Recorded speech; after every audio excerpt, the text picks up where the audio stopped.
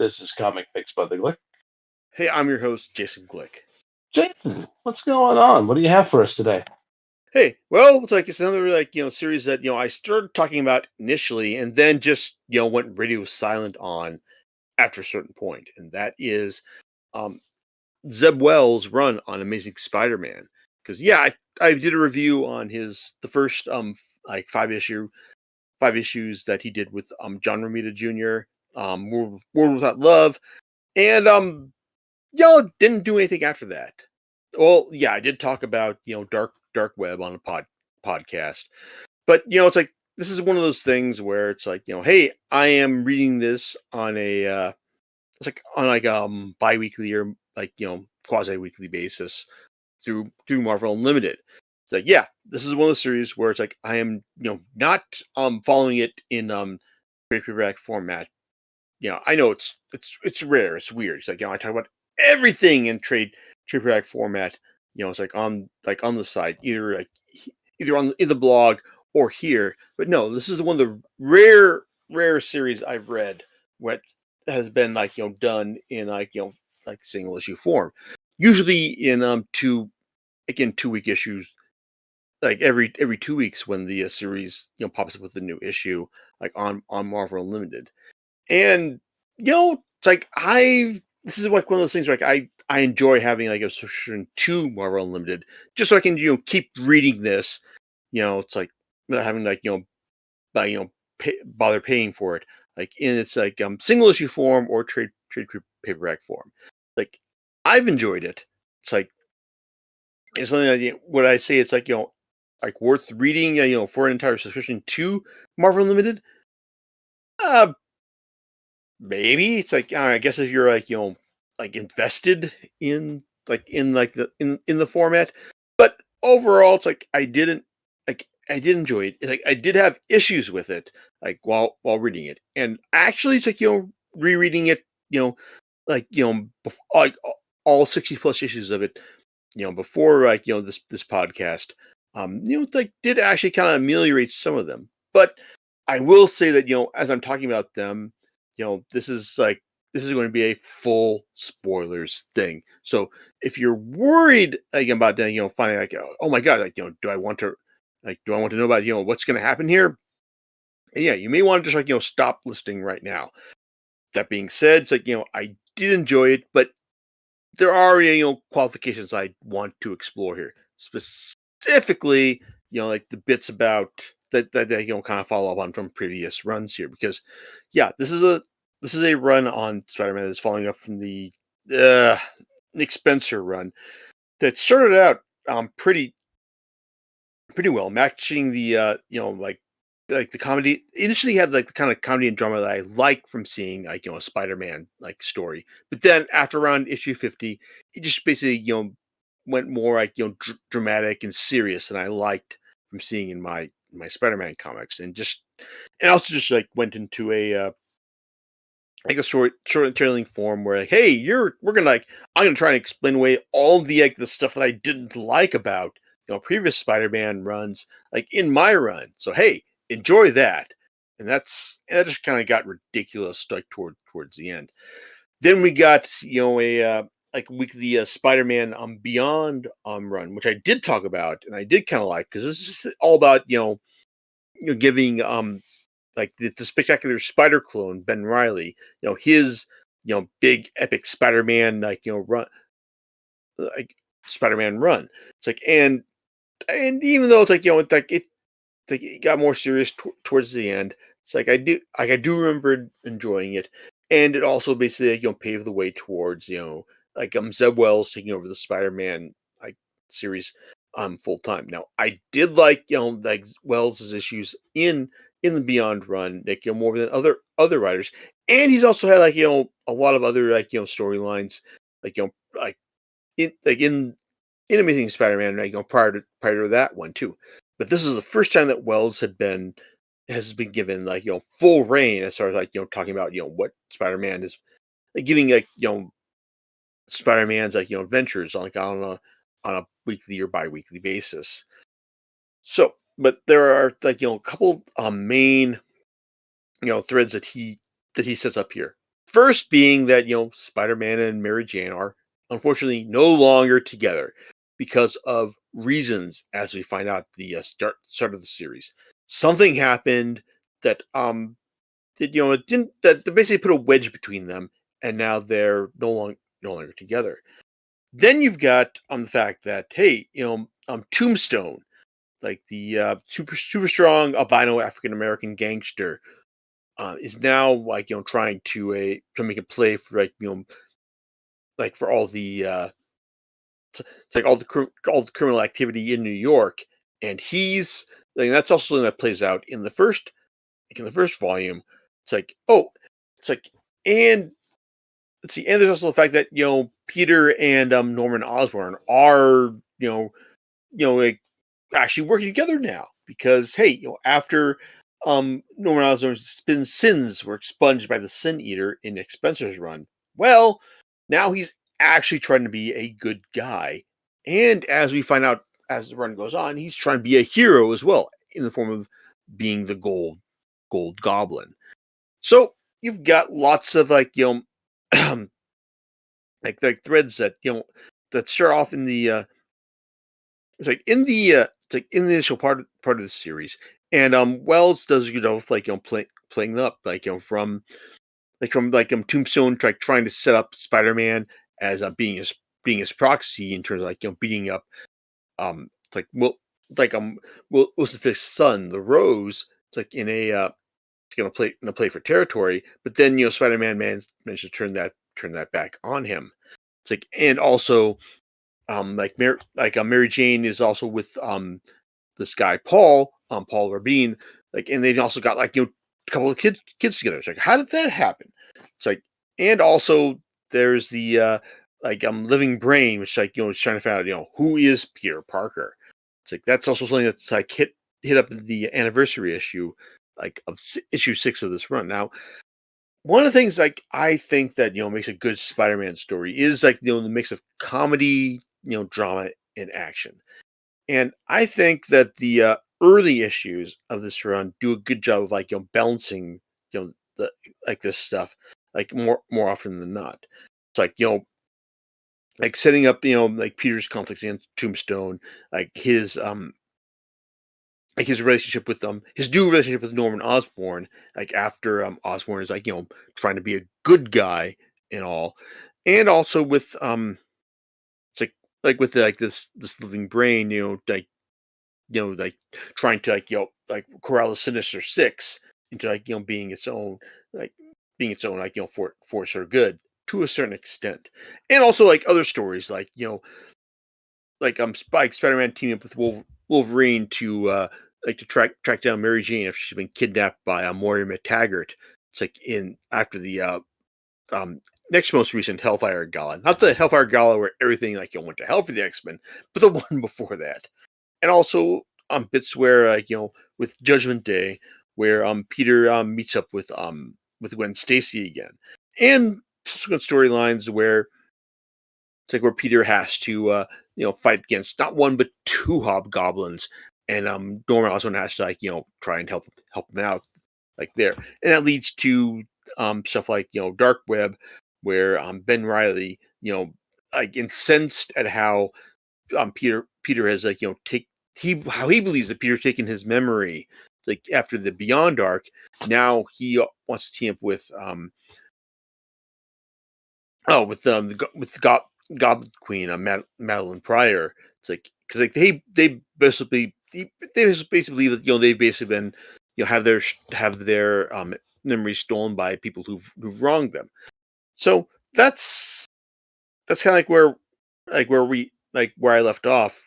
I'm talking about the in the Dark Robe story, which I did like, and also that also led to the storyline that basically had Peter fighting off a villain from Zeb Wells' previous run during the Brand New Day era, which hey, there's some deep continuity there. It's we're talking about almost almost not quite 200 issues run between this particular storyline and then this storyline where where a guy or a guy who was like running like ancient mind science to in numerology and symbology to like take Peter and Mary Jane to an alternate dimension and then leave leave Mary Jane stranded there with another researcher, and then it gets crazy, and it led to Kamala Khan's death.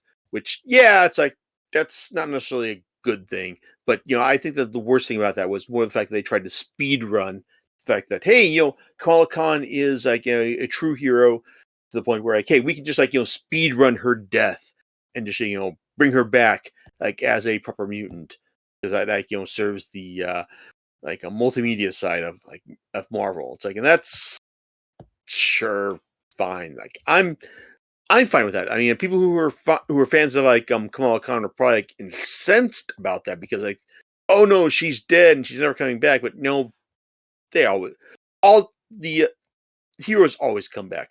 The heroes who are liked always come back, and Kamala Khan was a hero who was liked.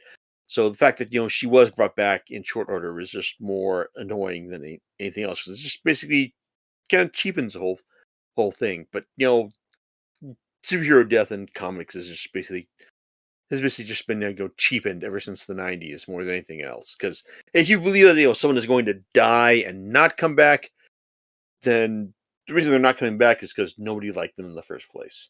People liked Kamala Khan, so that's why she came back within a year. So there you go. And going on from there, I mean, we also got like familiar storylines from Amazing Spider-Man, which had Doctor Octopus like trying to like get his revenge against Norman Osborn after Osborn turned good, and we got Spider-Man trying to save the marriage between um Robbie Robertson. It's like, and Janice Lincoln. Is he like the son of like Daily Bugle like editor um Robbie Robertson, it's like Robertson Jr. It's like, and also just Janice Lincoln, who's also like Tombstone's daughter, because that's kind of also like a ongoing issue is as here as well. And well, we've got, and that had its own like oversized issue as well, and then we got an issue where like an arc where Spider-Man just had to deal with the sins of Norman Osborn after they were passed on to Ashley Kafka, like formerly his like Ben Riley psychiatrist like during the Beyond era, but then like after she was like infected with his sins, now she was the Queen Goblin, and now she wanted to like become like get Osborn's sins back into him, and like try to deal deal with like him like after like he'd been restored as well. But that didn't work out because because like instead of actually getting stabbed by no one getting stabbed by his sins, Peter got stabbed by his sins. So now you've got a character known as the Spider Goblin, basically a version of Peter Parker that had basically been infected with like Norman Osborn's evil. And yeah, that may sound ridiculous, but hey, welcome to a modern superhero comics. So hey, glad you're here. It's like hope to have you around for a good long while and all. And but then like if you've been reading this stuff as long as I have, you think that okay, well, we're going to like eventually have um Osborn like reinfected with his sins, and he's gonna be the Green Goblin again, and oh, that's where we're going and all. And honestly, this is kind of like the big crux of of the story of Wells's arc. His run on is something that actually got to me more than anything else because I really didn't want to see Norman Osborn, be a bad guy again. I mean, yeah, it's constantly played at over the course of this run, but like Norman Osborn, like trying to be a good guy, trying to make good in light of all the stuff he's done, like over these decades.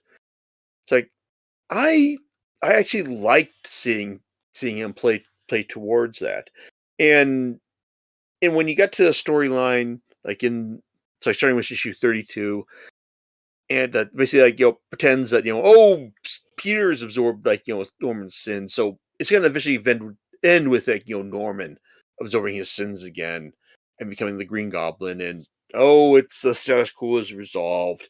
But that's not how the storyline ended. It's like it did end with it's like with the sins being taken away from Peter and not really absorbed by Norman, but also hinted at how maybe Norman had was like successful to them again. And it's like reading this and knowing where things ended, it's like I appreciate that. And then you get this big old gang war storyline, which is involved. It's like it's like Janice Lincoln, trying to take over the it's like all of New York, and also Madame Mask, taking over things as well, basically being a big old fight between you know like all these familiar spider villains.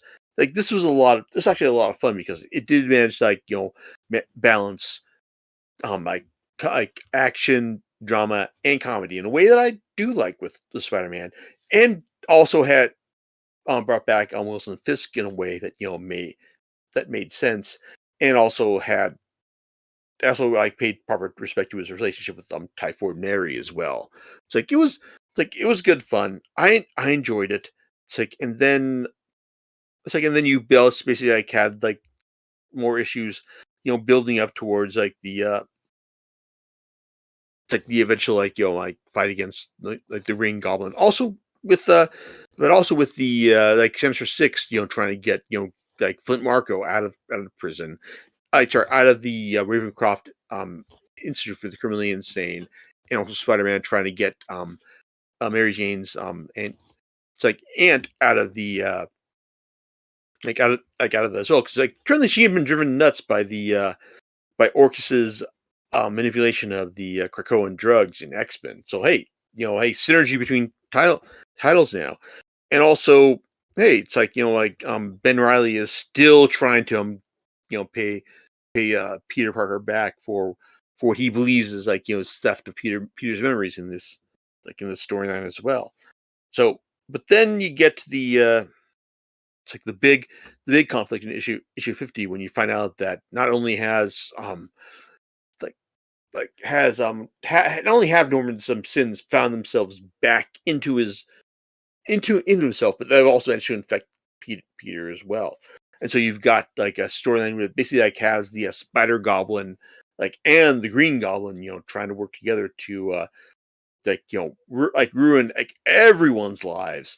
But it actually kind of works out pretty well, because it turns out that Peter and Norman had been making their own plans in order to avert this crisis before it even happened. Now, because this was a storyline where the bad guys, the Sinister Six, or the Sinister Five in this case, are on the receiving end of the bad stuff here. But this is actually one of those things where I kind of figured, okay, we're gonna deal with Norman becoming the Green Goblin again, and hey, the status quo is resolved, and that's why I told everyone to stop listening if you didn't want to know this, because I didn't want to see Norman be a bad guy again. I liked seeing him try to be a good guy, try to be the good goblin, try the gold goblin, try to be a good hero.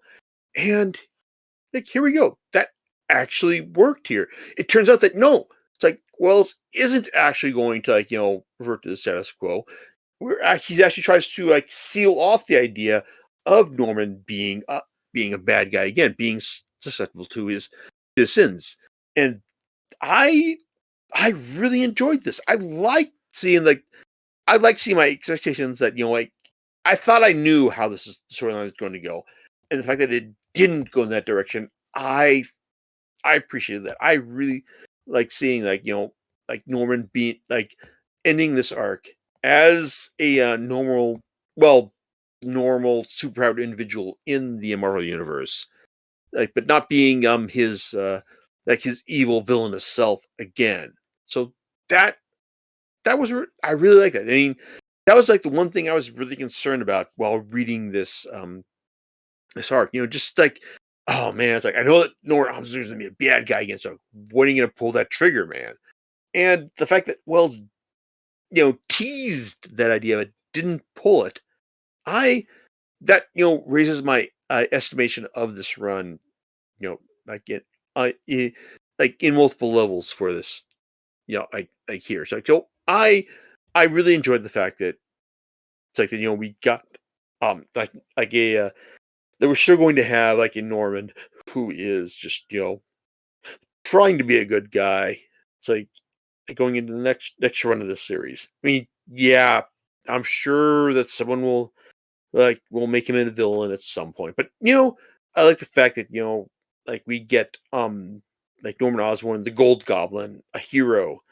It's like at the end of this run more than anything else. So we'll we'll see how that goes, and in a bit. But then you got the final like issues of this arc, which not only deal with like Peter, like trying to be a good boyfriend to Shay, the nurse at Ravencroft, who he met and wants to just do right by. Like it kind of works, but this is Peter, trying to be on time to a date, and you know how that all works. But then you get the final issues, which involve like him trying to take down Tombstone. It's like, and things not going to plan at all, especially when turns out that that Spider-Man is convinced Tombstone's daughter, the Beetle, Janice Lincoln, who is going to marry like Robbie Robertson Jr. to and that it's like and like Peter convinces her to turn state's evidence against Tombstone. And that basically puts Tombstone over the edge to the point where he figures that, okay, now I've got to go and kill my daughter to make sure I stay out of prison. And well, it's like then you get like several issues of Peter fighting against that in order to like make sure that doesn't happen. And yeah, it seems that like, hey, he's trying to take down Tombstone, but in the end, like what made this like arc work for me is that when Peter basically says, basically like stops like saves Janice from like he basically allows her time to get on a train to get out of the area, and then like fights Tombstone to like to the end. And he says like it's like Tombstone's kind of like why it's like why did you do this, man? It's like, Peter's like, I'm trying to save you, man. You're gonna kill your daughter. And I and that worked. It's like I like him like when Peter says like, he's trying to like save Tombstone, like that's Spider-Man. He even tried to like save his like one of his villains from like doing like something that he'd regret as well. And I like the fact that in the final issue, he like Tombstone basically says, yeah, don't when the judge lets Tombstone off, like Peter's just kind of furious about this, how he feels like Spider-Man is just like Spider-Man's involvement, like let Tombstone go, but then Tombstone tells him, no, I got to the judge, it's like I'll let him go. So I want you to let you know that Spider-Man, he won fair and square, but that's not how the world works, and that in the end, like he won, and thank you. It's like he'll understand. So that's a nice way to end things. As is the fact that one thing I've not mentioned is the fact that Wells also gave Peter his weird, ridiculous doppelganger or demonic doppelganger in the form of Wreck Rap, which is Parker backwards from the dark web arc, a demon from Limbo who was inspired by Peter's work as Spider-Man to try and like be the web wanging hero that all of New York deserves.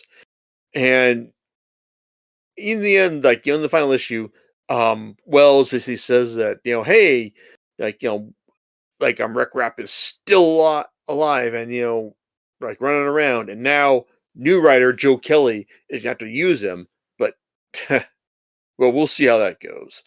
But because I says I did enjoy this.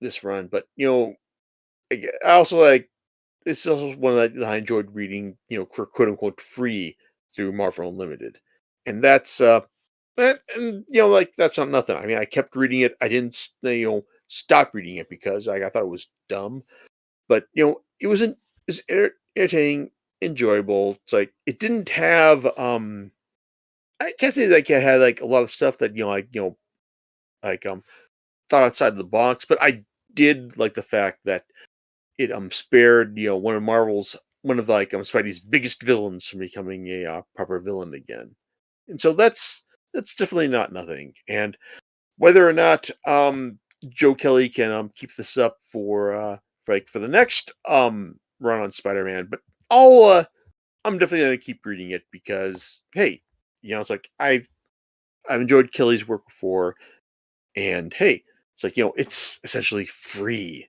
because hey, I've got Marvel Unlimited, and that's not necessarily a bad value because hey, I think that reading Amazing Spider-Man alone on Marvel Unlimited basically pays for like the app itself. So there you go.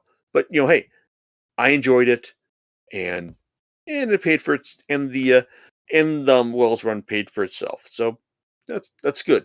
I enjoyed it. So yeah, we'll see how things go for future, and if subsequent ones are as enjoyable or worthwhile.